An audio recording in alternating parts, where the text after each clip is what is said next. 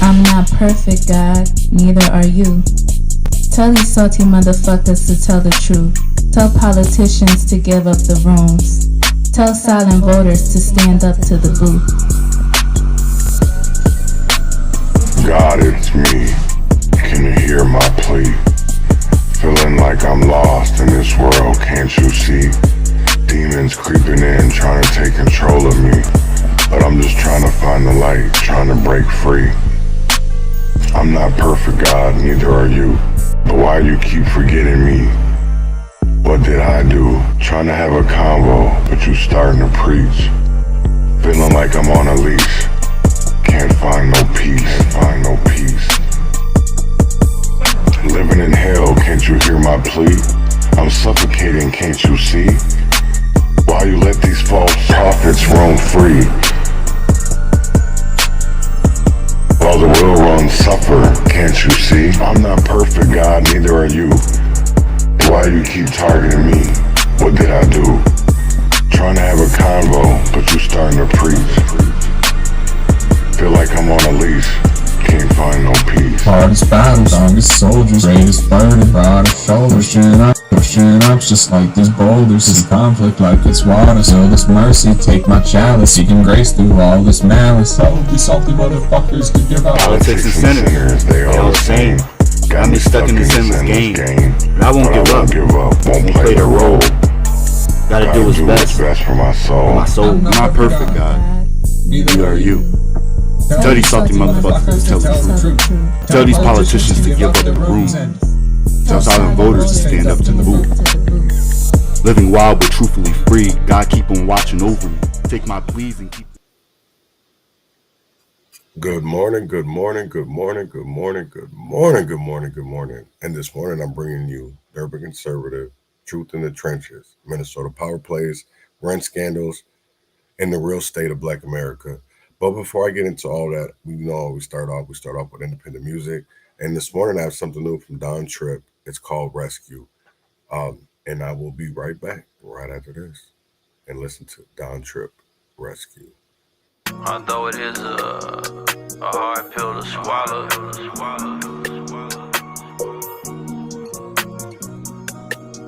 There we go. Ain't nobody running to your rescue. You gotta get out here and go get it, can't make no excuse. Niggas was hating, stunning they faces so they know it's you. They bet against you, make them regret it. Some people ain't ever gonna wish you well, it's because they jealous. I'm so sorry, Kayla. You needed brothers, but me and Rick were just two broken boys. We never figured our harsh words would leave open sores. We was just kids. We ain't look out for our baby sister. Mama was always working. We felt like your babysitters. We ain't got time to look after you. We try and run the streets. We looked up to drug dealers. You looked up to me and P. And we was too young to see. We never peeped it out. We was just trying to find us a way out of Keela's house. Mama put us out just to be with Malcolm.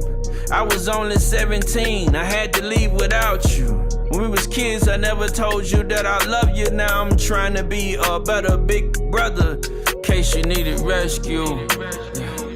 I should've ran to your rescue. I wish I came to your rescue. Yeah. Okay. Alright. Me, Piff, and Malcolm were high school friends. And we used to kick the shit for days on end. We would cut class and go politic with bitches. Me, Rick, Malcolm, and our other homie Richard. My mama like they mama even called ourselves brothers. Then one day I came home to find Mom and Malcolm fucking. And we was still in school. That nigga Malcolm bragged to every nigga in the school. I finally snapped and tried to whack the nigga. Then mama kicked me out her house so she can be happy with him. But he was 18, so I guess that make everything alright. And she deserves a life, right? Right. But me and Mom ain't been the same since. They got married years later, but I did not attend. I tried to forget it. I tried to forgive, and every month she calling me to help them with their bills. I swallowed my pride and I helped her every time. We only get one mama, I was holding on to mine. And then a nigga left her, she was drowning in debt. And Christopher, the Coast Guard, on my way to help. Now mama all depressed since the fuck nigga split. But then we lost Piff, and she ain't give a shit. And then I got engaged, couldn't wait to tell my mama the news. She said my marriage didn't work, so I can't be happy for you. Damn. Ain't nobody running to your rescue. Ain't nobody running to your rescue. Cause can't nobody say your ass except you. Ain't nobody running to your rescue. Right. Down trip, rescue. You know, how we get into it there, but conservative, independent music. I got some for you this morning. You know what I'm saying? You gotta go back into history. If you want to know how to change your community, right? And not just talk about it, you got to be about it, right? You got to put those action in the words, right? Because you don't beat something by joining it. You beat something by beating it. You don't win by, let me take that back. Look at L Flowers. He act like I can't see him in that mask, him and Tommy. But yeah, it's crazy because we will never understand until we go back into history and see that these things of like, DEI and it was designed for us, maybe. But that's not how it's been led to believe, because you look at the data and statistics when it comes to DEI and who's progressed off it. It's not the communities. And we're seeing that when it comes to nonprofits, when it comes to these NGOs, these USAIDs and all these other things that are supposed to be for marginalized and poor communities, it's a door open for fraud. It's a door open for scams, loopholes. And then we're sitting here fighting. So that's what I want to get into this morning is we have to confront it. There's no more running. You have to confront it. This is year 2024 was the year of the truth. 2025 is the year of retribution. And we're coming to get that retribution by any means necessary. But we have to educate each other so we can liberate one another. You know what I'm saying? So I want to get into a short history of the North's legalized segregation.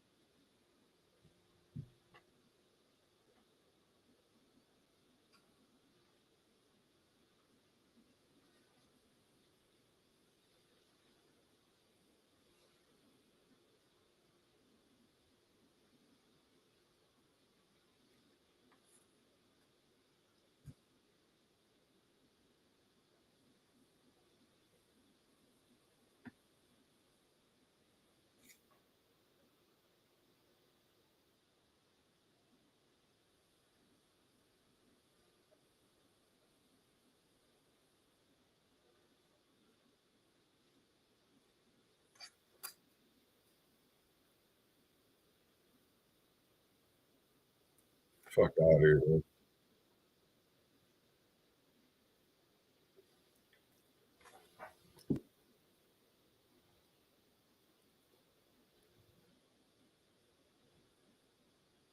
Oh, wow. Thank you. That's crazy. The audio's not working again. God damn. Mm. Let me go back a little bit. I guess the audio wasn't playing. Um, mm.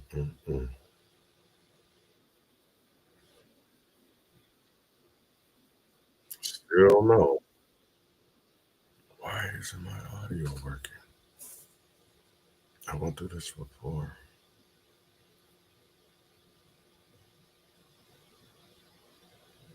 I went through this before. Damn. I don't know why it's not. My audio. That's wild.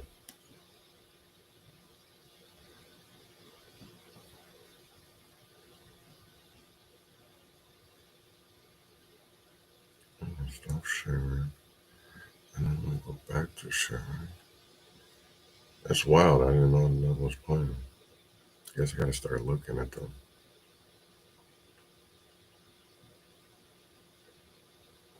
The way people felt welcome or unwelcome. People who have experienced this kind of police violence know that patrolling the boundaries is where the I'll go back a few minutes. divide of economics.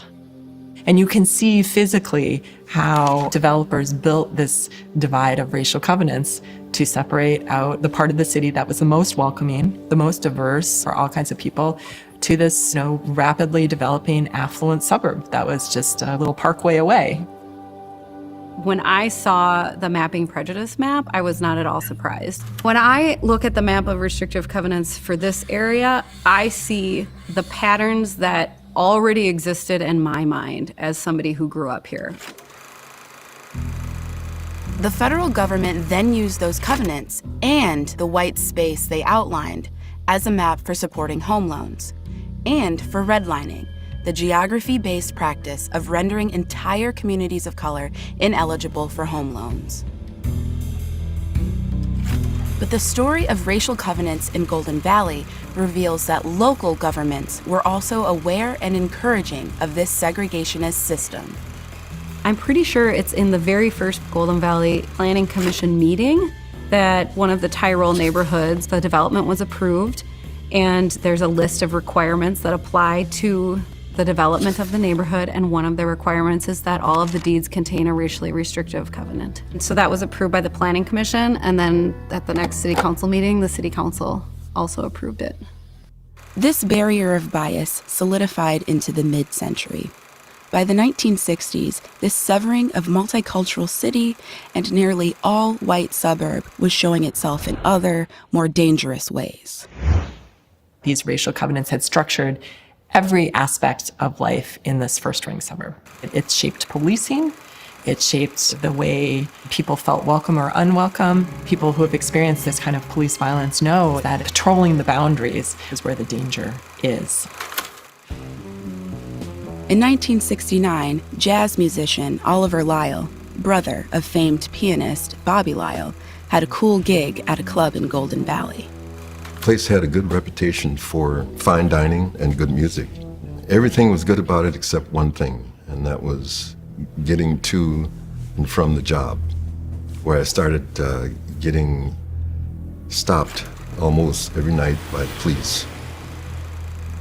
That border between Minneapolis and Golden Valley, they basically set up a border patrol to watch for people of color coming in, and sure enough, I got caught up in that. It was getting uglier with each stop. It could be me winding up on the side of the road as another statistic, When that cop asked for my license the 20th time or whatever, I didn't know, hey, why are you stopping me? Why are you stopping me? Oh, we don't need to give you a reason to stop you. I said, well, if you're not going to give me a reason for stopping me, I'm not going to show you my license. And that was the civil disobedience right there. He said, well, get out of the car. I got out of the car, did the whole frisking thing, and down to jail I went. Lyle used the incident as a catalyst for action, filing a federal lawsuit against the Golden Valley Police in 1970. I had a theory that the law of the land cases beats law of the city cases. So we got this in federal court under the Civil Rights Act of 1964. And the jury deliberated for 3.5 days, and they came out for civil rights of a person and against violation of civil rights by the cops, so for me and against the cops. I felt proud that I was able to put one brick into that building block of cases towards justice and civil rights for people. The voice of justice speaks again. Racially restrictive covenants were finally made illegal with the passage of the Fair Housing Act of 1968. Fair housing for all is now a part of the American way of life. But the hate-based contracts remained buried in the deeds, visible only to those who go looking for them. Golden Valley. Anti-Semitic too. Wow. I purchased a home in Golden Valley with my husband, who is mixed race, is Afro-Latino, and being the legal nerd that I am, I read every document in our chain of title. And I found a racially restrictive covenant in our title work. And so I brought it to my husband to talk about. Not being a lawyer and also not being from this country, his first question was, well, is that enforceable? Can we buy this house? Which was kind of eye-opening to me because I kind of take it for granted, like, this is a horrible stain on this title, but obviously it's illegal. But that wasn't his reaction. We also talked about, what does that say about this neighborhood? Do we want to live in this space? We ultimately decided, well, this is maybe a vestige of the past. We're gonna move to this community and buy this house. So we did.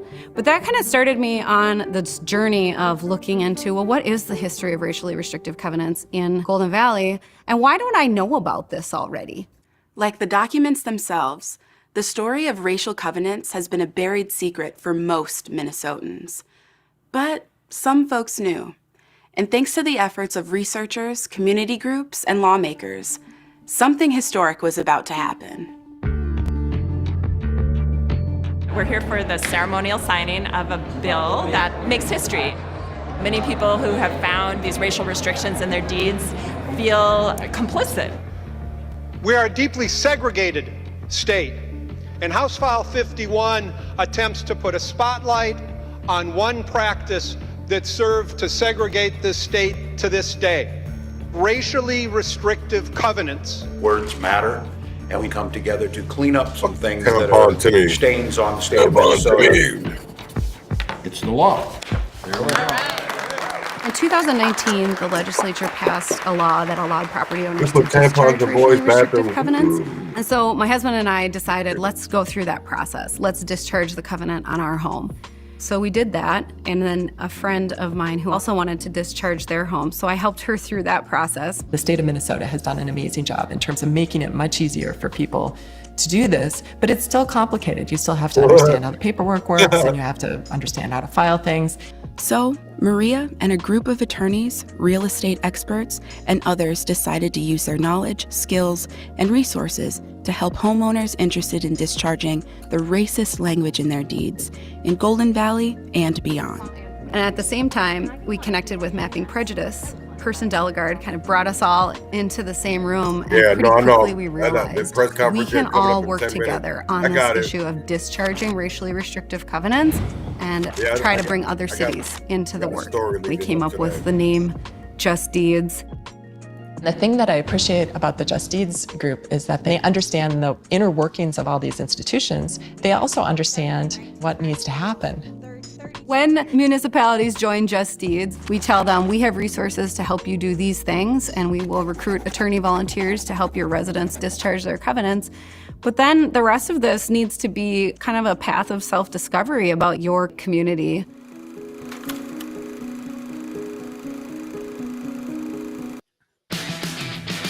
Got safety protocols? Granger has this. Yeah, we got Granger. Get your Ranger over here.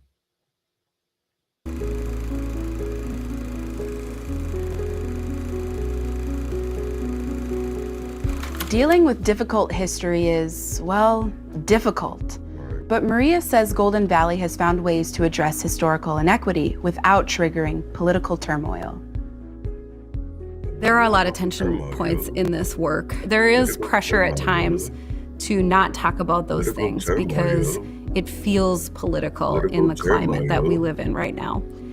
But what we're talking about here is not really a political thing. This is a historical fact that this happened, and there's a lot of really good research on what the impact of it has been.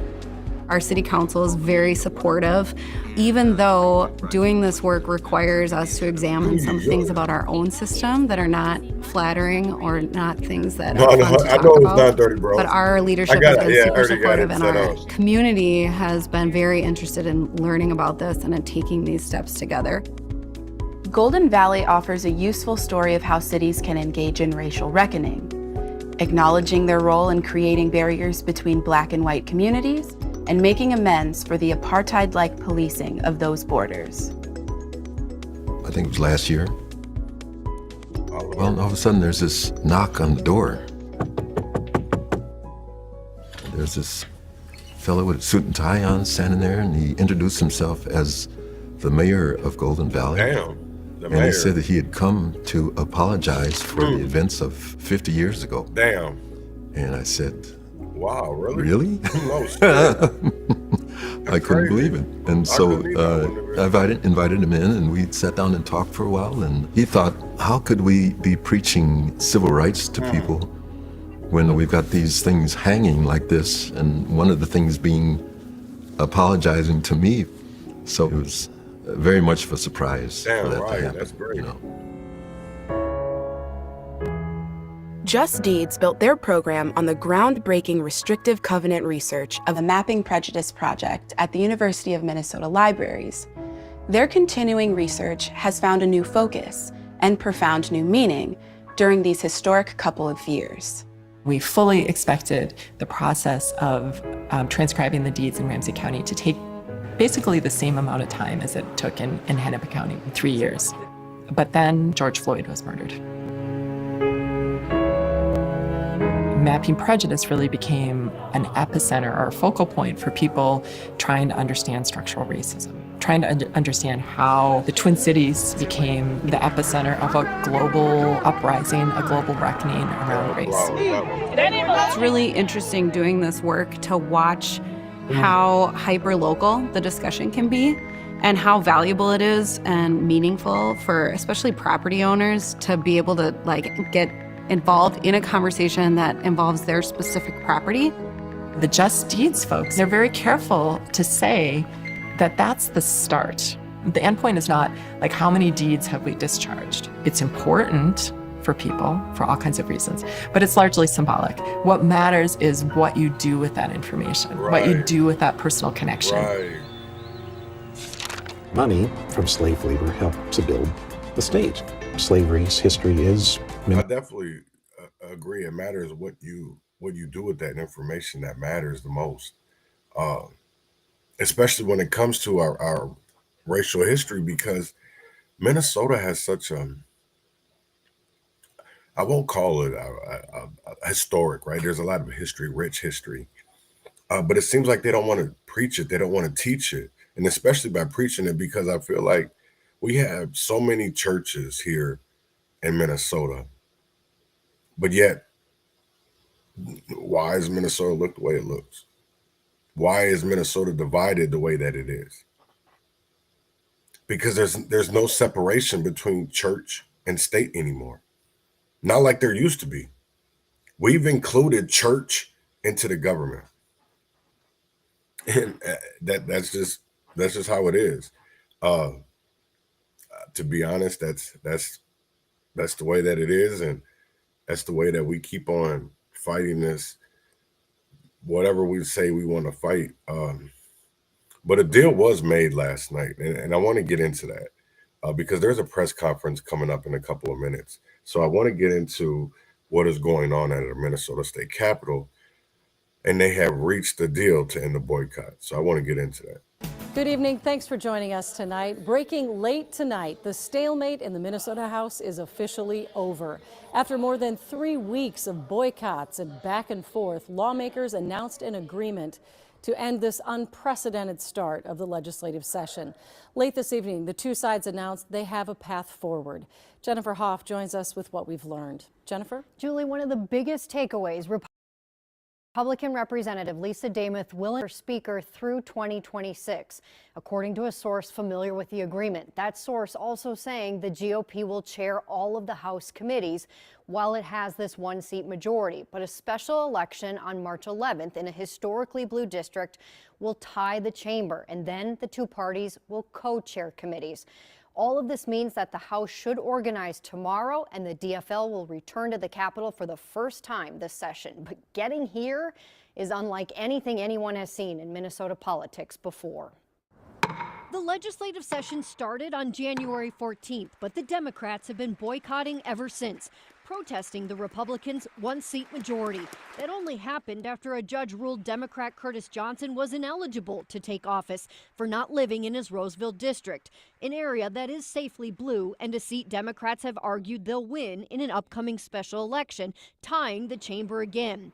The GOP tried to run the House, but a fight over how many lawmakers are in fact needed to conduct business went as far as the state Supreme Court that eventually ruled in favor of the DFL, who continued to deny Republicans a quorum by not showing up, demanding a power-sharing agreement and assurance the GOP will seat Democratic Representative Fred Tapke, whose re-election the courts upheld after 20 ballots went missing in that race last fall.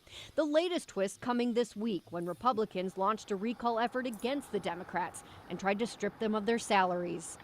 Now, lawmakers are expected to take questions from the press in the morning, but it's unclear how this drama will impact their ability to move forward. Another source telling me tonight there are hard feelings, saying there will also be hiccups, but no victory laps. And that those who can rise above all of this, Julie, they say they will get stuff done. Because remember, one of the biggest things they have to do this session is pass that budget this spring. Right. There has to be a budget done this year, and it has to be so much. But here's my question, though. If you have a power sharing agreement in place in the House and the Democrats have the Senate and then the governor is a Democrat, how do we win? Because we're so divided and people act like there isn't, like, to be honest, there isn't things that are they're muted right now, but this is the press conference. But people act like there isn't issues or problems, and like, how do we solve them? Because we understand how divided our state is. No matter how much people want to talk about racism, right? Let's talk about Negrophobia, because y'all can deal with some niggas and then some you can't. So let's get away from calling it racism and calling it Negrophobia, because here's the thing of it is, and I realized this for a very long time, is that people are only scared of what they don't know or what they don't understand. Oh, here it goes. Here goes the start of the press conference. You got to snap the photos. This morning, so you should have it very, very soon. Be quiet. Well, Melissa good morning. Hortman. As we announced last night, we have reached an agreement that will allow us to move forward today with organizing the Minnesota House of Representatives. The full agreement will be posted soon, but in short, Democrats secured the power sharing agreement we were seeking. Most importantly, Brad Tabke will be seated. Election contests will go to the Ethics Committee, and 68 votes will be required to create a vacancy. Brad Tabke won on election night, he won in a recount, and he won in court. This agreement upholds the will of the voters as expressed in a free and fair election. While they have a one-seat advantage, Republicans will chair the committees. When we are tied, we will have co-chairs and equal numbers of Democrats and Republicans on all the committees, with the exception being the Oversight Committee, which will have a GOP chair and a GOP majority. Leader Demuth will be Speaker for 2 years, but with some limitations that align with our closely divided House and soon to be tied. House DFLers will be in the chamber today to provide a quorum, and committees will begin their work on Monday. This agreement honors and protects the will of the voters both in Shakopee and statewide. That is what Democrats have been asking for from the beginning, and I'm pleased that this agreement does that. Given the situation we faced, with Republicans looking to engage in an illegitimate power grab, Democrats made the difficult decision to deny quorum to protect the will of the voters, and we succeeded. That it took nearly 4 weeks to reach this agreement is regrettable and was unnecessary. This agreement is essentially the same as the last offer I put on the table on Monday, January 13th, including conceding the speakership. We could have avoided all of this, honored the will of the voters, and started in a bipartisan, collaborative fashion from day one. With that said, though, I would like to express my gratitude for all of the members of the final negotiating team on both sides of the aisle. It was really great to be in a room together with Representative Torkelson, Representative Scott, Representative Niska, Representative Robbins, Leader Demuth, Representative Stevenson, Representative Hollins, Representative Long, Representative Gomez. And I think it was all of us being in the room together. There were some moments of levity. There were some legislative jokes. There were some conflict-oriented jokes. And that got us to the place where we could get this bipartisan agreement. Prior to this conflict, I publicly stated that this tie gives us a golden opportunity to show that bipartisan governing can work. And even though we had these rough few weeks, we can turn the page now. And we have an opportunity to really show Minnesotans that we can govern together in a collaborative way. The 2024 election made clear that Minnesota is a very closely divided state. And I think that we can make this arrangement work for them. We are set up for success in this agreement. Democrats will continue working alongside Minnesotans to build a future where everyone can get ahead, not just the rich and powerful. We will continue to stand up for Minnesotans' rights and freedoms, and we will do all we can to protect them from the chaos, cruelty, and incompetence coming from the Trump administration. We're looking forward to getting the session properly, lawfully underway today. And with that, I turn it over to DFL Floor Leader Jamie Long.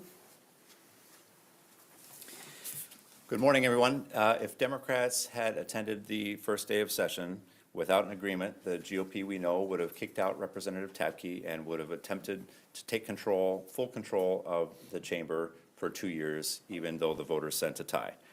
This agreement honors the voters of Shakopee and honors the voters of Minnesota who sent a tie to the Minnesota House. The co-governing agreement ensures that Representative Tabke is seated, and just as importantly, it prevents any party from unilaterally trying to remove a member in a future election contest by setting the vote threshold at 68 for an election contest. The agreement protects power sharing for all committees, including requiring bipartisan votes for all bills that are coming out of committee. The agreement ensures a bipartisan negotiation on House rules so that even in a one-vote advantage, the GOP can't set themselves up for permanent control. The agreement limits the ability of the Speaker to veto any agreed-upon legislative calendar. The agreement stops the effort of the GOP to acquire unilateral, unprecedented subpoena power to the Oversight Committee. The agreement protects conference committees by ensuring equal bipartisan membership. These add up to important constraints on the role of the speakership. The GOP also, importantly, still won't be able to pass a bill without us. Rather than an attempted one-party control, which would have led to a perpetual power struggle, we are optimistic that this framework sets up opportunities for our members to work together on a bipartisan basis on issues that we all care about, like affordable housing, affordable health care, affordable child care. What about the fraud? And with that, we'll take questions. Do you see how they steer away from that? And they wanted no subpoena power. It's fucking dumb. Court ruling that was coming today, can you give us a sense of Right. Ain't shit gonna get done. I think, as of January 14th, the Republicans were not ready to concede that they should seat Brad Tabke. The court decision came out that morning. And I think that even though there were members of that caucus who were very clear to their leadership and their colleagues that having seen the evidence presented at trial, they would not be voting to oust Brad Tabke, I think there was some hope within their caucus that they could convince their entire caucus to unify and take that partisan action of getting rid of Brad Tabke. because that would give them a chance at 68. So I don't think they were ready to honor the will of the voters in Shakopee on the first day of the session, or until we got the Supreme Court ruling on quorum. The other thing they were not ready to do until the Supreme Court ruling on quorum was to share power.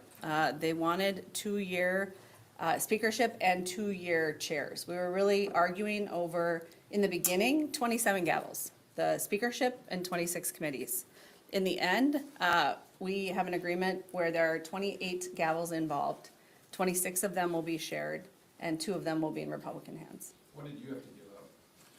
The speakership, but that was very clear from the moment that we were 67-66, that had to be the play to get the deal done. So what will your title be officially? How, and will you be at the majority minority leader, Mike, and what do we call you? Well, the funny thing is, in 2007, Margaret Anderson Kelleher had a new rule drafted to honor then former Speaker Steve Swigum. So the House rules will refer to me as Speaker Emeritus. So that, I know, it's really, it really makes you sound old. The other title that would work would be DFL Caucus Leader. But no, I will not be on the floor. It'll be that guy. Could you explain for us giving up the speakership? I know you mentioned having given an offer on January 13th. But at what point did you give up to the point where you're now allowing the Republicans to have the speakership fully for 2 years, no more co-speaker? Well, it's not fully. There's some constraints on it. It's very similar to what I put on the table on the 13th, which is speakership with constraints, and that's the final deal. On the 13th, that you offered, though, that Speaker Damon would be speaker for 2 years and you wouldn't have any co-speakership. Yeah, they leaked it to the Reformer, which was interesting because I thought it maybe looked really reasonable. But yeah, they leaked that offer. We never made that publicly. Our caucus wasn't there. I was there. Our caucus wasn't there. I knew I could get our caucus there if it got us into the chamber on the first day of session, but the Republicans weren't ready to take it. Peter and then somebody else. No, I want to make sure everybody. Okay. Could you explain some of those limitations that you explained to the speakership? Sure. I brought it with because it's not posted yet. At 67-67, there'll be an even number of conferees on the conference committees. Each caucus will select its own conferees. We will make equal appointments to the boards and commissions. Each caucus will make its own appointments. We'll negotiate the odd numbers, and if we don't agree, there won't be an appointment made. The speaker must take up all the bills on the calendar for the day set by the Rules Committee, which will be tied and co-chaired under the tie. Signed conference committee reports will be taken up. We'll have shared decision-making on all House administrative and nonpartisan functions. And for the purposes of both floor and committee, each caucus leader may excuse their own members and approve remote participation. For those protect against, say, calling the question, we saw that at the end of last year yourself, that tactic, is there any protection against that? You need 68 votes to call the question, and they don't have 68 votes. The speaker does get to make procedural rulings, right? Correct. That amendment is out of order. Correct. You would not have the votes to override the speaker's ruling if you were 67-67. Is there any provision to give you a little bit more oomph on those sorts of procedural rulings by the presiding officer? No, it's an attendance compulsion measure, right? Each side is definitely going to want to have all of their members there. So to the extent some folks have gotten used to going on vacations or things, during the session. We have a few Republicans who will have to be here all session long who haven't been keeping that custom. If she rules all of your amendments out of order, and you move to override the ruling of the speaker, that fails on a 67-67 vote. That's not a small power that this presiding officer will have. Do you have any way to require agreement on those sorts of decisions? Well, we have the messy power of the filibuster. And Republicans deployed that, you saw, rather effectively whenever they were unhappy with my decisions on, either on which bills to take up, which order. And so, we of course have the capacity to be annoying, but that is a sort of a mutual torture thing. So I'm hoping that we can avoid that for the most part. Generally speaking, we have been able to come to agreements on amendments. So when I was presiding, you know, we would say like, what are your top 5? You know, you've got some in here that are out of order, but if you want to get a vote on them and you want to pull back like 25 of your other amendments, we can not raise the point of order on germaneness or budget resolution. And if I could add too. Yeah, please do. No bill is going to get to the floor once we're back in a tie, unless there's bipartisan support, because there's a co-chaired rules committee. So there will have to be bipartisanship for any bill to come to the floor, and no bill will get off the floor without 68 votes. So whatever amendments they want to put on, they're going to need Democrats to be able to pass it. So they don't really have the same tools that a majority would, because they don't have a majority. This shit crazy. Where they do have the, you know, temporary advantage on committees, couldn't, with Speaker Dameth, they suspend the rules to bring bills out of committee onto the floor and force you guys to take tough votes for campaign purposes? No, to suspend the rules, you need 90 votes. But they will be able to move bills through committee, and they will be able to get bills to the floor. They just won't be able to send any bills out of the House chamber without our help. Damn. Committee, what was the decision behind giving a majority? So it ain't even, this shit's up. This is Well, gonna we be knew crazy. they needed some concessions session. to go back to their caucus with. I mean, they started this session 67, 66, and so there had to be some things they could go back to their caucus and say, look, these are the things that we got. This makes it worth it for us to cut this deal. And that was one of the things that made sense to work on with them. All of us together want to make sure that we have effective oversight of all of the spending and policy that we put in place. We have a part-time citizen legislature. We don't have a lot of time for oversight typically. So we're eager to work on that. We passed a very comprehensive package in 2023 of oversight measures, and we're looking forward to working with the Republicans to see how all those pieces have been implemented by the Walz administration. I think Matt had a question from a Greater Minnesota reporter. We got a question from WDAY Radio.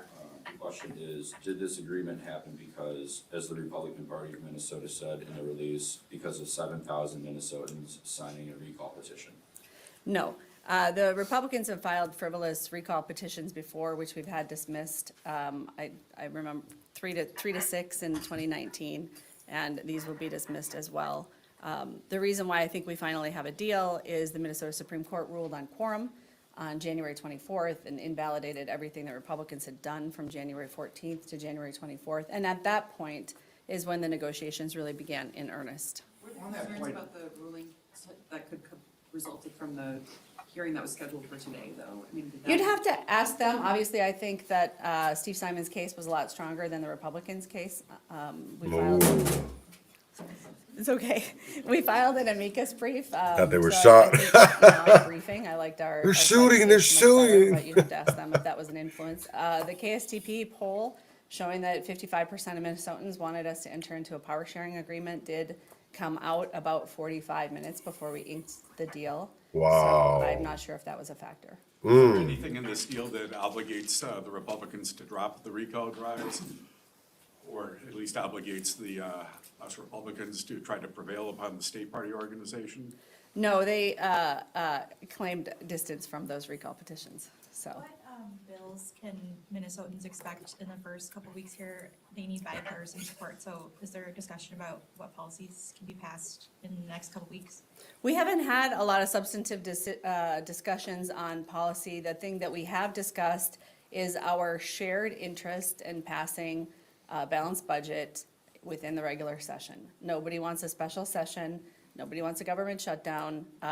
They're very suspicious of us. We're very suspicious of them. And the idea that folks would be unreasonable in budget discussions, but we do seem to share the principle that we need to get a budget done. And so I think all of our energy will be focused on that. And one of the fun moments of the negotiation was Ways and Means Chair Shenanigans handshake deal. Yeah, Representative Torkelson and I have had good preliminary conversations about working together. I'm confident that we'll be able to work together, and we committed to work together on the budget to get the budget approved on a timely basis out of Ways and Means in a no shenanigans handshake. You literally said that in your shenanigans in the handshake. Yeah, literally called it a no shenanigans handshake. Well, that was Paul Torkelson's words. So, Paul Torkelson has a lot of chainsaws. We also learned that. When we were at Veterans for that presser, you talked about how lawyers prefer to settle because they can control the That's right. terms. Wasn't that a factor, though, in this case that's maybe still gonna be discussed upstairs for both of you? That this was a way you, I mean, if you lost that case upstairs, they could start doing things like trying to compel and fine and things like that. That was a risk. And they had a risk of then losing a second time and having nothing again. Don't you think that had something to do with breaking this thing? No, we were very clear on the fact that the Minnesota House of Representatives cannot compel the attendance of absent members until it's organized. There's no sergeant, there's no comptroller, there is nothing to direct. So until the House is organized, that provision of the Constitution doesn't come into play. We thoroughly researched that before we decided to deny quorum. We knew what the risks were, and we felt that the risks were worth undertaking. So we did not have concern about how that lawsuit would come out. The Republicans perhaps did, but I think it was just time. I think probably more than anything, we had reached the moment where it was time. On the money issue, the Republicans probably have hammered your party every single day on the amount of money that was made while you were denying quorum. How do you think that message might resonate with voters in a couple of years? Well, I think that Republicans unconstitutionally and illegitimately seizing power and playing house for 2 weeks is also something that should concern voters. The Republicans knew that what they were doing was wrong, and they chose to do it anyway, should they get paid for violating the Constitution for those 2 weeks. So I think playing those kind of petty games don't further, our work together this session. Members were working. On their Working on side, what? they were working to try to have committee hearings. On our side, we were working in our districts. So I think it's Where? time to turn the They page keep on on that saying and working move on our on. districts. I also think that voters don't want politicians who are just going to put their finger in the wind and do what's ever popular in any given moment. They want people who will stand up for their principles. And I think in this country right now, it is especially important that we stand up to protect our democratic institutions and the rule of law. It appears you got less this time than the last time in the House where Democrats got the gavels. Secretary of State Joan Grove, who presided every day for a long time back then, said Democrats had the upper hand because they had solo committee chairs. Republicans got the speaker.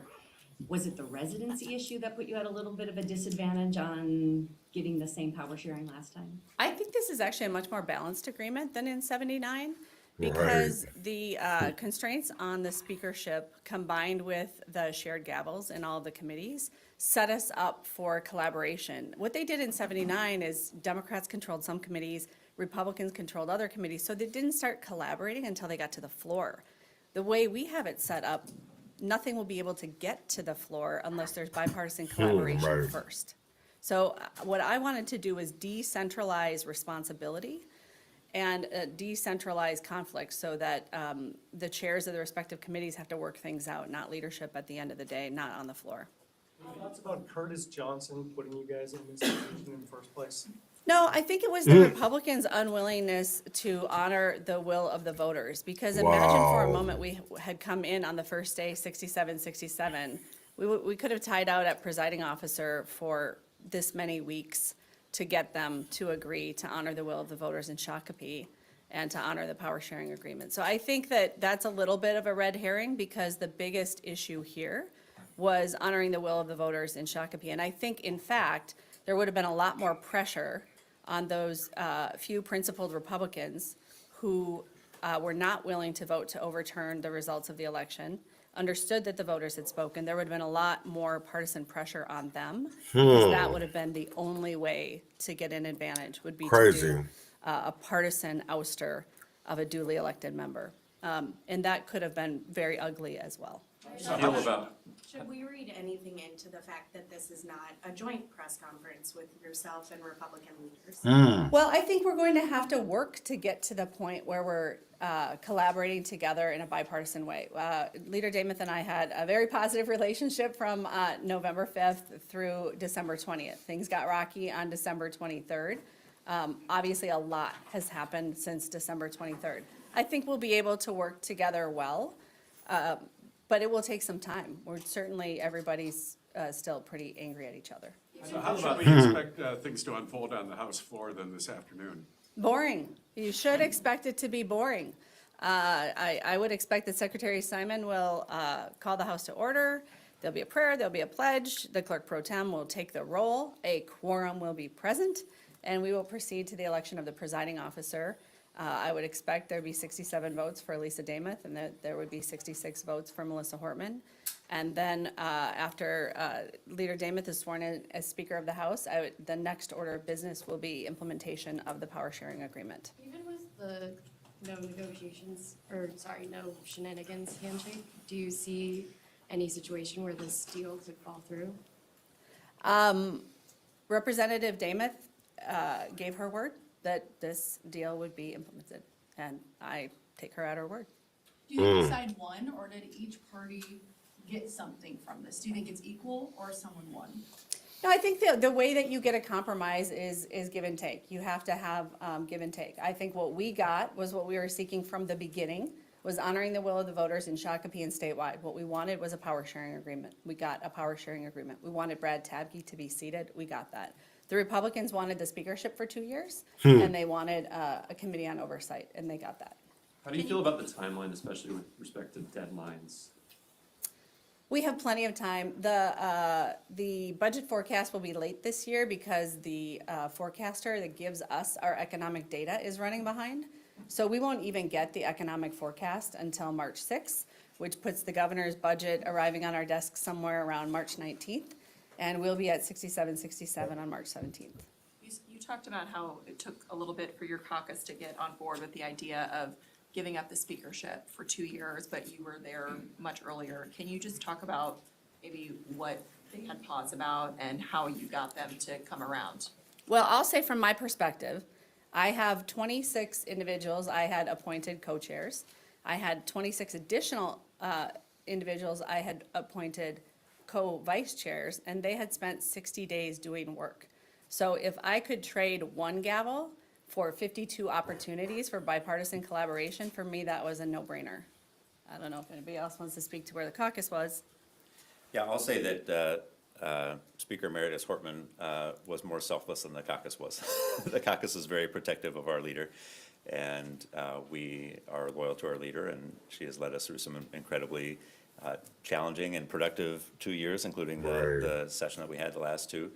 I believe that but too. It was a real sacrifice, personally, I think, for Speaker Emeritus Hortman to take this step. And I think the caucus recognizes that and is grateful to her for her being willing to do that. As lawyers, is there any relief in not going to the courts? Because the courts have already been asked to decide, and they decided once for a Democrat, once for a Republican. If they had to decide on this, that balance would be off. You know, just the nonpartisanship in the courts. Is that good for separation? I think the people who are most relieved if that case doesn't go forward are the Minnesota Supreme Court justices, because their order on January 24th essentially said, leave and don't come back. Did you give Representative Damath any advice on being speaker? I have not. Do you think in hindsight, you would have denied quorum until March if that was necessary? Yes. Damn. We made the decision knowing the risks. Freshmen, did they get a miss out on the first month, and does that harm, you know, relationships in their experience? They have a unique set of experiences. They will be forever in the history books as the first denial quorum in Minnesota history. And we, I think, are very, very bonded as a team as a result of this difficult time. We did not take it lightly. This is not the path we chose. This is the path that the Republicans forced us into because there was no other way for us to protect the will of the voters. And we were not going to be complicit in having the Republicans throw out a duly elected member of the legislature. Time for one more question. What happens with doing something to prevent a tie? You know, I understand nonpartisan staff have some ideas. I'm really curious how that will work. The legislature drew the districts differently in 1970. The court struck it down. The legislature drew 135, so we couldn't have a tie. And the court said, you can't do that. We have a one person, one vote standard in the Minnesota Constitution. So we will definitely be working on that this year at some point. Thank you. Thank you all. Thank you. So, as you can see, a power sharing agreement has came into play. But I wanted to play the survey that they did when it came to lower taxes, healthcare, and stopping fraud, because they were our top issues. Now, I want to get in to this. A political standoff in the Minnesota House has taken a lot of the focus off of all of the work that needs to be done to craft a new 2-year state budget. Chief political reporter Tom Hauser has the results of our exclusive KSTP Survey USA poll about the issues Minnesotans think are most important. The Minnesota Senate is holding committee hearings and floor sessions. The House is adjourned And at some point, the Minnesota House will also begin working on bills and addressing issues. These are the issues Minnesotans say are most important to them. 25%, 1 in 4, say lowering taxes should be the top priority, followed closely by health care and stopping fraud in state spending. Education, public safety, legalized sports betting, and raising taxes all fall lower on the list. You are getting a public reaction against tax increases. Carleton College political analyst Stephen Scheer says the number one issue of lowering taxes could work in favor of Republicans after Democrats raised taxes in the last budget. Now, Republicans hope they can use that and ride that through the legislative session and into the next election as a winning issue for them. Republicans already propose eliminating automatic increases in the gas tax, and that has broad support, with 67% saying the legislature should need to approve increases. Only 21% say it should be automatic. As for eliminating the tax on Social Security income, 69% say it should be fully eliminated. Only 18% say the state should continue collecting that tax. Thank you for joining One us tax today. proposal by Governor Walz could get some traction, a slight lowering of the sales tax rate, but broadening it to some services like legal and accounting. 51% agree with the idea, 35% say it should be left as is. Scheer says there will be a strong lobby against it. It's possible that some people will end up paying more net in taxes. It's very hard to explain that in a survey question. And then there's the issue of sports betting every lawmaker gets asked about. 54% say it should be legalized. 30% say it should remain against the law. In St. Paul, Tom Hauser, 5 Eyewitness News. In the last 3 years of polling on the sports betting issue, support ranged from 52% to 64%. Opposition ranged from 17% to 30%. You can see more on all of. That's crazy because I really wonder where they took that poll, right? And as you all know, there was this 50-51 movement, 50 state capitals, 50 protests, and they were all supposed to be one, right? So I want to get into that a little bit for you, because it makes me wonder of, like, what are we fighting for? You know what I'm saying? It's like, can we ever come together on just one thing and be like, you know, hey, instead of, because I remember, you know, we all came together for, I'm not going to say we all, but we were all there for George Floyd. And what did people do? If this doesn't remind you of the Floyd situation, if this doesn't remind you of the, you know, they had COVID, they had a racial incident, they had turmoil in our government. Don't we have all that right now still? How do you trust your government when you see that state spending or federal spending is going to stupid things? And they're protesting the president. They're not protesting the fact that our elections allowed this shit. They're protesting one man. And yes, I understand that history repeats itself. And they're treating Trump like he's Adolf Hitler. They're treating Musk like he leads the Nazi government. But all they're trying to do is stop this wasteful spending. I'm not saying that he doesn't probably have an ulterior motive for it, and that agenda Elon doesn't, because he does. How could not the richest man in America not have an ulterior motive? You know, we have astronauts that are up in space that have been up there for, like, I believe it's 8 months. He's going up there to get them. The Biden administration wasn't coming up with a plan. They weren't even alerting people to, like, hey, they didn't lose the astronauts. but we don't know how to go get them. You're leaving astronauts up there. So again, is why are people, this is the first time, I can't say I've never seen it because I have, but how are individuals care more about, because we went from Black lives to all of a sudden now immigration. And it's like, why are you in uproar?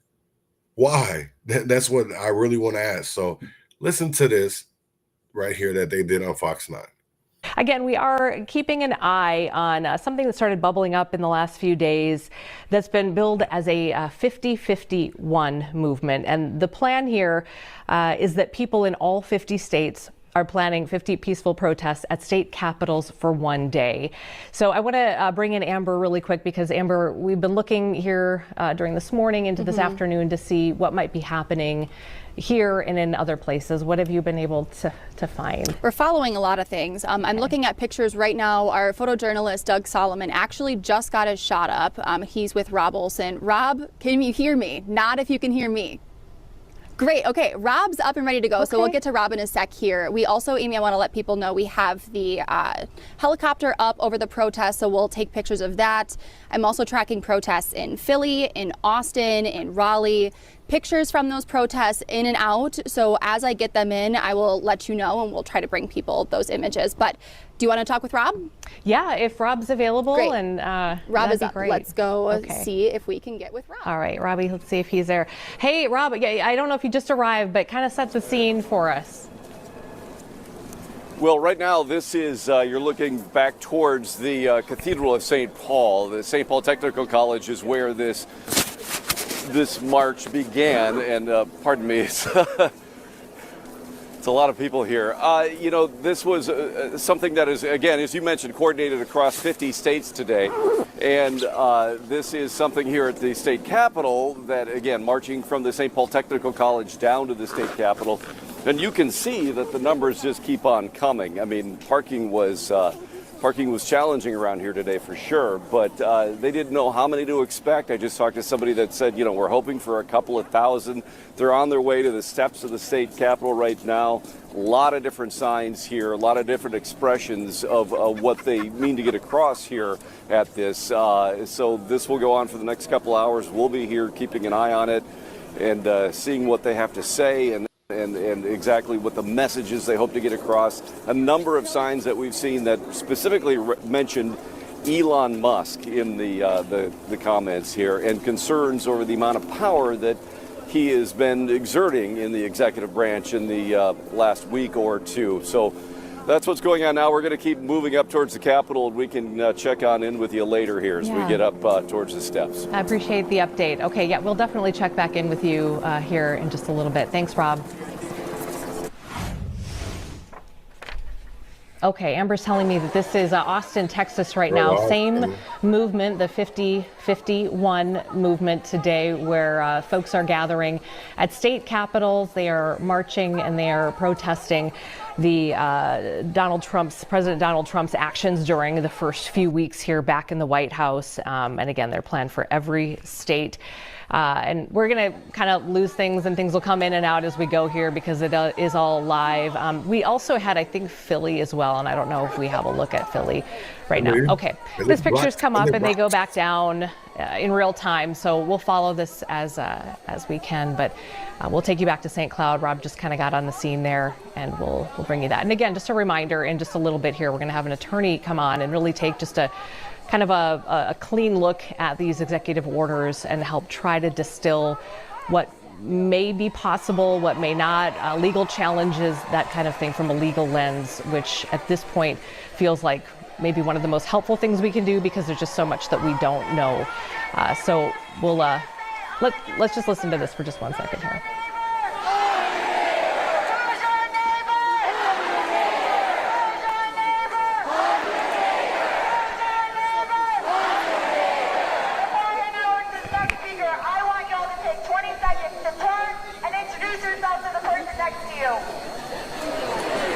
Okay, so again, this is Austin, Texas, just one of the rallies. We'll see how many of these there are today, how many people show up. It's really, there are a lot of unknowns as far as this goes, because the movement, the 50-51 movement, as far as, us journalists have been able to glean, has been put together recently, and they didn't even really have an infrastructure for a while. So I think there were questions about legitimacy, and it looks like they are sort of piecing this together now. So we'll continue to just follow that. And that's crazy. Like, you're going to see a lot of craziness come out of this because there's so many policies, executive orders, honestly, that a lot of everyday Americans don't understand.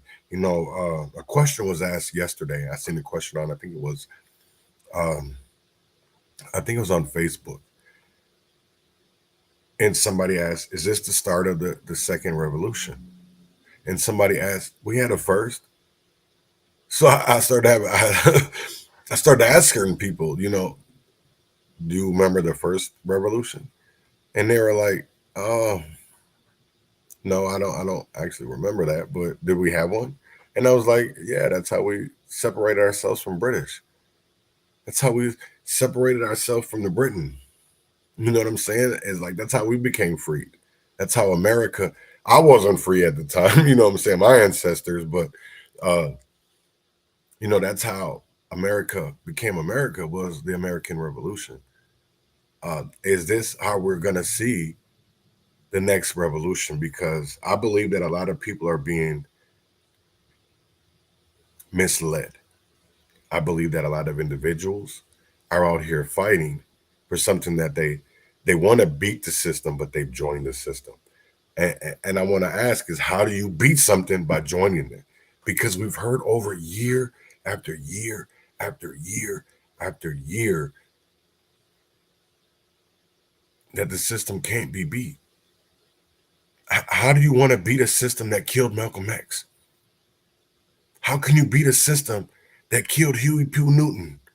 I don't think they killed him. Let me bring that. But broke up the Black Panthers. Same thing with Tukey, Stanley Williams. How can we as people rejoice in this? How can we as people sit here and act like this is okay? Because it's not. It's not okay. Not in the least bit. But yet we act like it's okay. We think that it's our neighbors that are holding us back. So we get up and we get mad. We talk about, we're getting tired of this racism. But you don't understand that there's systemic policies. There's systemic policies. We have legislators that are supposed to go to the Capitol every day. This is our legislative session. Just until last night, there was a boycott. But y'all boycotting Target. While they were boycotting, that's what I don't understand. We have such a divide in our nation that you had one set of people that are boycotting Target for something that's called diversity, equity, and inclusion. Why? Who did that help? Because they only did it because of George Floyd. They didn't do it because they wanted to. And it just shows you that even private corporations are worried about federal. Are worried about, because what did the NFL do? They said they're going to keep their initiatives. But when it came time to be vocal, y'all got rid of end racism. Not saying that matters, because at the end of the day, to me, it really doesn't. Because I understand the motherfuckers don't give a, we're just fucking entertainment. We just some niggas out here doing that. That's entertainment for them. How's that any different than anything that we look back at history? Y'all over here having debates about LeBron James. Why are DJ Khaled? He hasn't talked about Palestine, so why are you niggas out here talking about Palestine? If you have all you people that are from these countries, right? And they're not even sticking up for their own people, because I heard, this is the one thing that I want to say, right? As you look at Africa, they're fighting back. Some of them are fighting back, their leaders, because they believe in themselves. But you have Somalia, because they have a control over America. What, Elon Omar? and especially in Minnesota, when it comes to feeding our future, they have our DHS, and that's what you're going to see. I guarantee you're going to, with the end of what happened in the CIA yesterday, that they got rid of that department. Watch what's going to happen. You watch what's going to happen. You're going to stop seeing so many guns and drugs going into communities. It might be this is the one thing that I can guarantee, right? This is the one thing that I really believe is going to be something different. You're not going to see the guns. You're not going to see the drugs. Not like we used to. You're going to see something different, but you're not going to see that. And I definitely do believe you're going to see more concentration camps. You're going to see more, Black Americans, Black people being, you're already starting to hear about them being deported. You're about to see Americans go to international jails like Venezuela should we really have Americans going to other countries if they committed a crime? I mean, if we can't house them over here, what the fuck are we housing them over across the seas for? We can't even house homeless people. Let's take some responsibility. Everybody wants to look in the mirror and be like, you know what? It's not my problem. It is your problem, though, because you became an elected official to say that you wanted to bring change, that you wanted to make a difference. But yet that's not what we see. That's not what we see. And it's wild to me. So there's another part that I want to get into, right? Because we're all talking about the, gas prices, we're all talking about rent, and we're all talking about grocery. But why? We see the chicken, we see eggs, we see so many other things. Why is that happening? So that's one of the reasons, one of the things that I want to get into today is about gas, rent, and grocery prices. News, Wall Street took a hit, with all three major indexes finishing the day in the red. The Dow fell more than 400 points after the Labor Department reported a higher than expected spike in inflation. The Consumer Price Index for March rose at an annual rate of 3.5%, and that is the biggest jump in 6 months. In tonight's Money Watch, CBS's Jolene Kent shows us how consumers are feeling the pinch. For the third straight month, prices have gone up more than expected, from the rising cost of car insurance and repairs to how much you're paying at the grocery store every week. Do you know how much one of these costs? $2 freaking. This was $200. We supposed to skip the power bill this month so we can buy groceries, or the mortgage?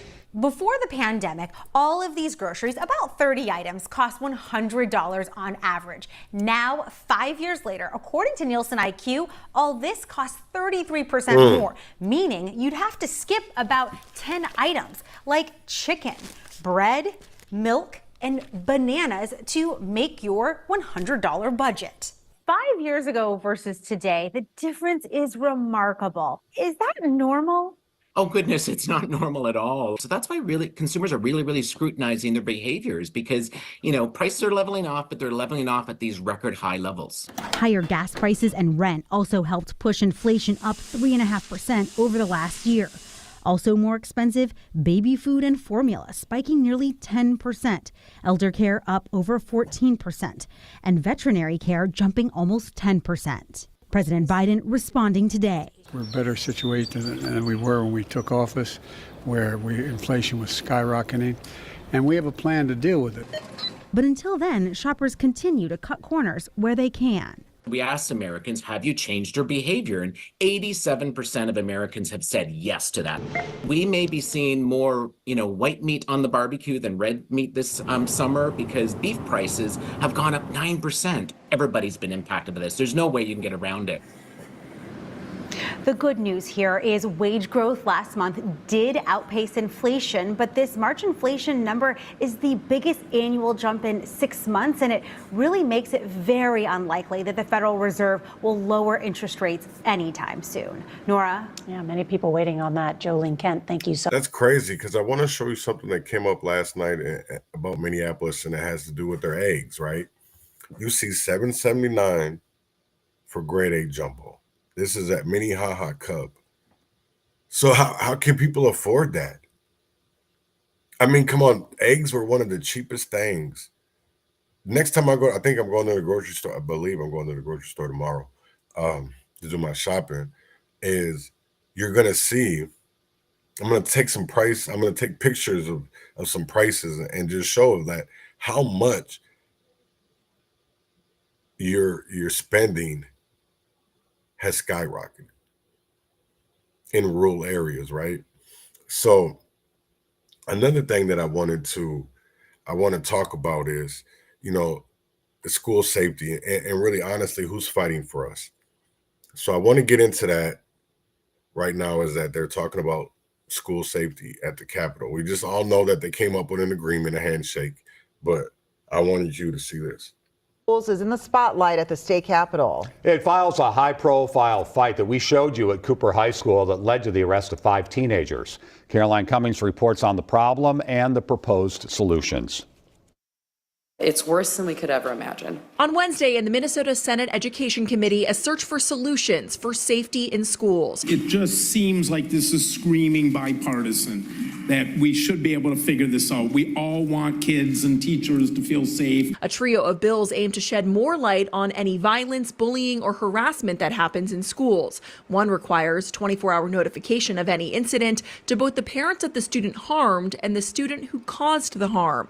Another says any parent should be notified of violence even if their kid isn't directly involved or if there's a weapon on school grounds, and it would protect teachers and school staff from retaliation if they report it. If we are able to send out emails about strep throat and a forgotten sweatshirt and remembering to bring boots, we can send out an email saying there was a gun in our school today. The hearing comes just a week after a violent attack at a high school basketball game in New Hope led to 5 teens facing assault charges. Video of the fight circulated online. Wright County Sheriff Sean Derringer, who is the president of the Sheriff's Association, said in November they investigated a threat at a middle school where kids sent texts to classmates saying there would be a school shooting the next day. It turned out that the threat was not serious, but we did find an available firearm uncased and accessible by that student. A separate proposal requiring school staff to report violent fights to police got the most pushback. Supporters say the goal is to ensure there are consequences for unlawful assaults,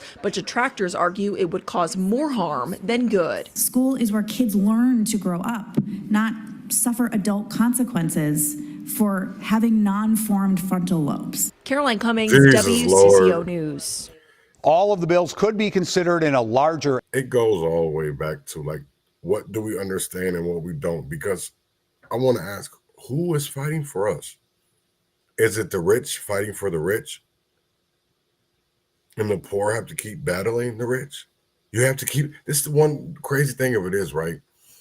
Because every time I want to talk to Bobby Champion or, Cedric Frazier, a DFL candidate, right?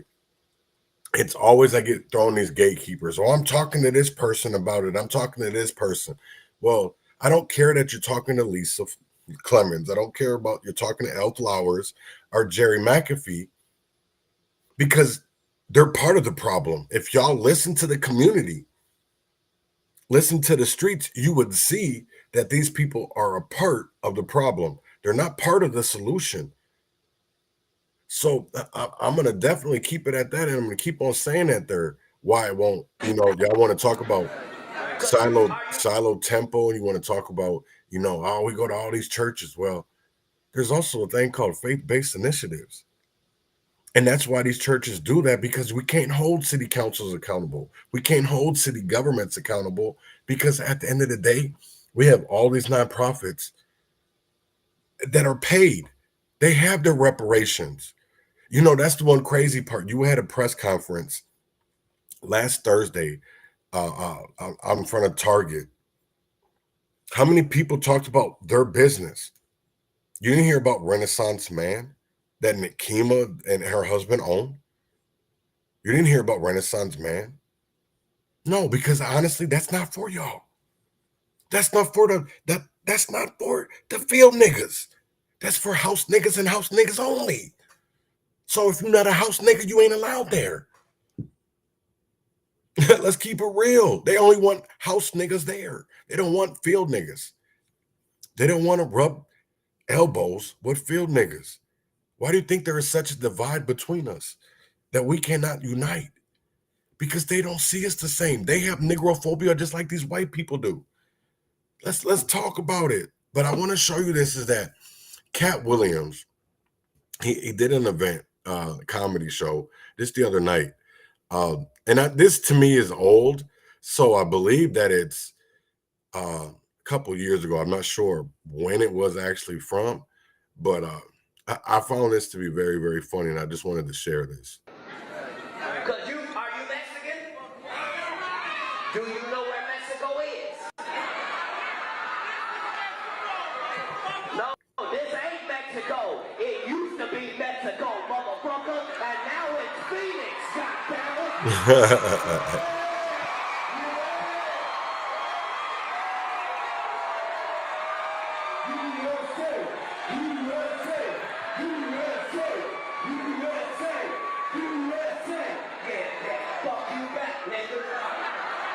I bet you don't leave here and go to Mexico, motherfucker. Go get you some chicken speech. Motherfuckers think they can live in this country and then still be allegiance to another fucking country. Oh, oh.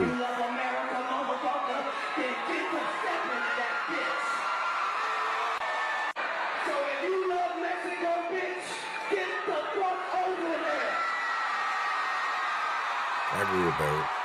I agree with that. I agree with that. I agree with that. I agree with that. I agree with that. I agree with that. And I will say it again. How are you going to be coming to America where, you know, we're told that, oh, you know, y'all started this problem. Y'all part of the reason that we're over here. Well, be proud that you're over here. Be proud that, you know, there's some people that, you know, they get mad at the migrants or the immigrants because of the fact of they should be protesting Donald Trump. They should be looking at immigration a certain way instead of the way that it takes away from, you know, average, real affordable housing. It takes away from wages. It takes away from us. It takes away from Americans. So that's why you see Donald Trump, Elon Musk doing the things that they're doing. I don't agree with it 100%. And I know that some of the things are, oh, the House is meeting right now. All the Republicans are discussing. That's what, okay, so that's why they were, I'm going to turn to that a little bit, probably go about a little bit. I'm going to see why they were. That's crazy. I didn't Lisa DeMoot in them.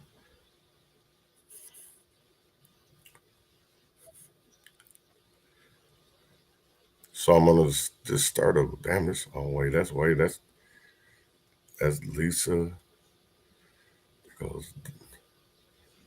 There goes. House Republicans, although we had started and then the Supreme Court decision changed the start that we had to the session, the work never stopped. Our chairs continued to meet with their committee members, with interest groups, with constituents, to hear bless up.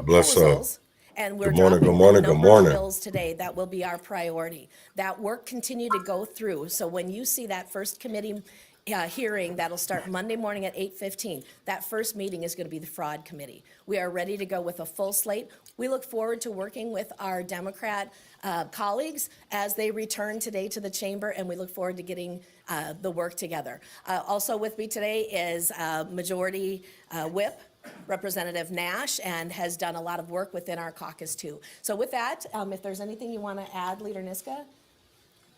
Sure, I'll just add a couple of important points on what were important principles that were established in this negotiation. Obviously, in our system, when legislators show up for work, we have elections and we are expected to uphold those election results. And the reality of it is that at any point in time when it was a 67-66 Republican majority, the only outcome of that election was going to be that Lisa Dameth is the speaker. And it's unfortunate that Democrats denied that outcome for several weeks, but that was an important principle that was upheld in this agreement, that election that has to happen when we come together and get organized is going to result in Lisa Dameth being Speaker of the House, and Democrats have accepted that outcome of an election.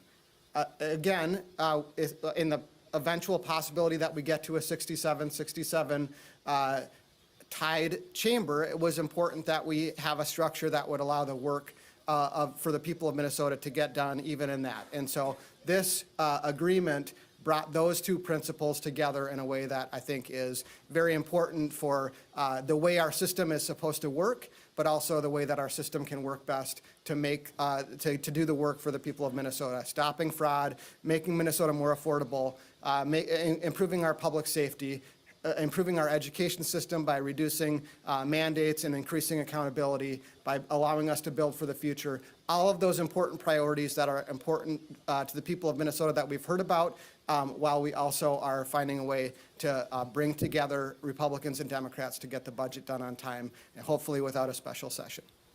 Madam Speaker, you make history officially now. I don't think you mentioned it.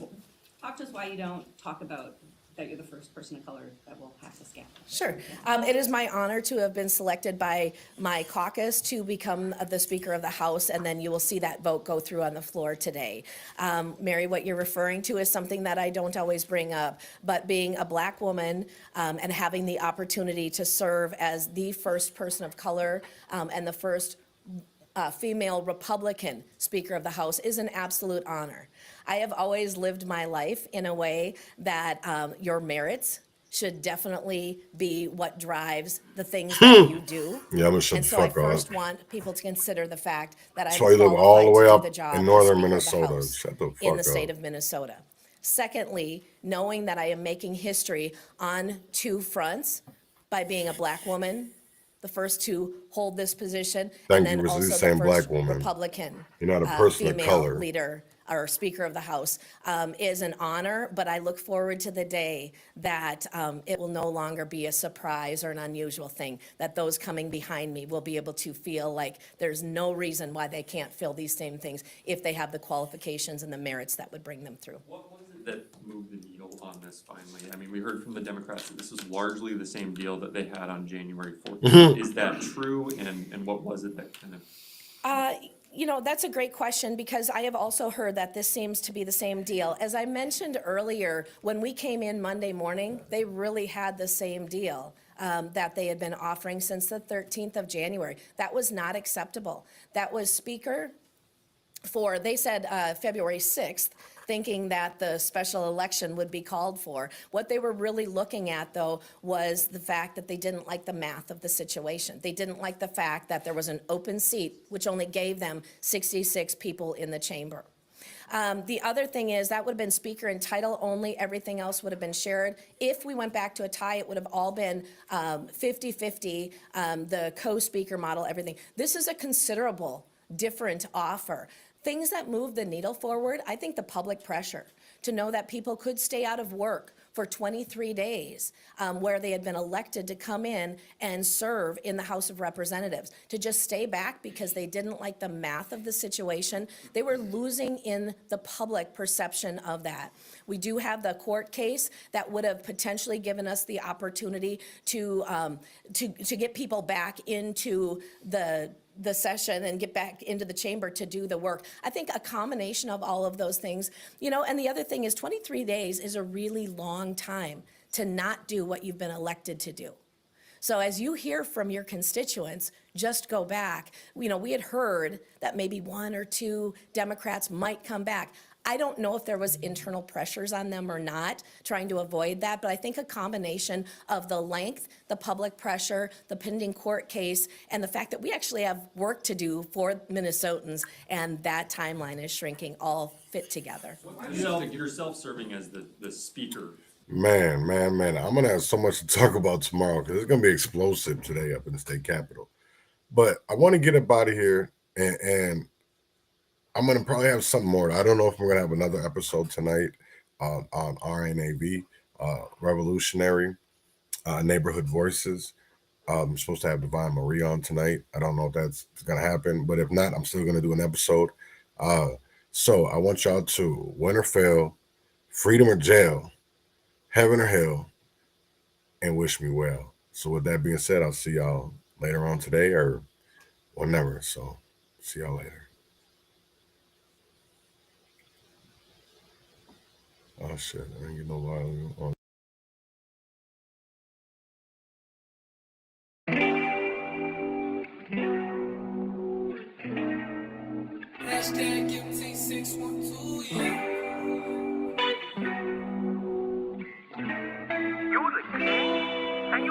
Living in America. Let me tell you how I feel, like the whole world's in. I left the fear for real. I've been living in America. Well, you ain't shit if you ain't ballin'. If you don't swim in money, you a target. Let's have a talk for real. Living in America. As you grow, it's getting real. People same color as me getting killed. Don't know how to chill, but still, I've been living in America. Well, I no longer want it all, cause I don't wanna pay the price. I don't know what it costs for real. Praying for the Amazon and enough for life as we know it burning in that field. They got us distracted over a sandwich that you niggas can make it the crib. I wanna give up, I wanna lose gravity, just to wave my goodbye away from all the insanity. We got too many problems that ain't nobody tryna solve. You can get popped on your block or shot by the cops. So nigga, who you finna call? That's why I be placed in my homie. It's the only place where I'm lonely. I tell all my bros to stay on their square, cause ain't no replacing my homies. Sometimes I feel like if I get high, the pain will go away, but it never works, cause when it fades away, I feel the same. I am the earth for living here in vain, but I can speak for the entire human race, and this what it's like living in America. Let me tell you how I feel, like the whole world's in, coming near, got nothing left to fear for real. I've been living in America. Well, you ain't shit if you ain't ballin'. If you don't swim in money, you a target. Let's have a talk for real. Living in America. As you grow, it's getting real. People same color as me getting killed. Don't know how to chill, but still, I've been living in America. Well, I no longer want it all, cause I don't wanna pay the price. I don't know what it costs for real. I don't feel free in this land of the free. Got these cuffs on my hands while I'm down on my knees, and I can't resist, there's no way I could flee. Still I'm threatening like Eric, now I cannot breathe. I gotta stay strong, can't show no weakness. Gotta wake the ones who still sleeping. Gotta make a change just like the season. See the opportunity, I gotta seize it. Gotta pray to God and ask for hope. I gotta beat the odds and stand for those who also got their back against the ropes, with a way to cope and wish the pain would go. So I ask, will we ever let the cage bird fly? Forever we heard the cage bird cry. So never looking at cage bird, I realize the cage bird really us inside. We both bleed, breathe, think and eat, sleep, dream, believe and seek. We be free, we all see things we need to achieve, but unity is the truest key. Living in America. Blaze. Let me tell you how I feel, like the whole world's in, coming near, got nothing left to fear for real. I've been living in America. Well, you ain't shit if you ain't ballin'. If you don't swim in money, you a target. Let's have a talk for real. Living in America. As you grow, it's getting real. People same color as me getting killed. Don't know how to chill, but still, I've been living in America. Well, I no longer want it all, cause I don't wanna pay the price. I don't know what it costs for real. Prosecutors did me like they did me. Tryna stop the way I eat, hands up, freeze, get down on your knees, choppers with the beans, got me yelling, please, Lord, can you help me now? Mine told me take a plea or guilty, you will be fine. Yeah, they be lying through their teeth. I swear it's like you guilty till you proven innocent. Innocence catching sentences, getting sentenced. The witnesses like the witnesses. Ain't no justice in this world we living in. Yeah, people die every day, but police supposed to be serving, protecting. They taking my people away. I gotta free my people. Open some doors, no peepholes. Gotta take a chance like CeeLo. I can't let them burn my ego. Man down, he gone. Case gone bad, now he gone. 2 men away from their home. Too long. But that's what it's like. Living in America.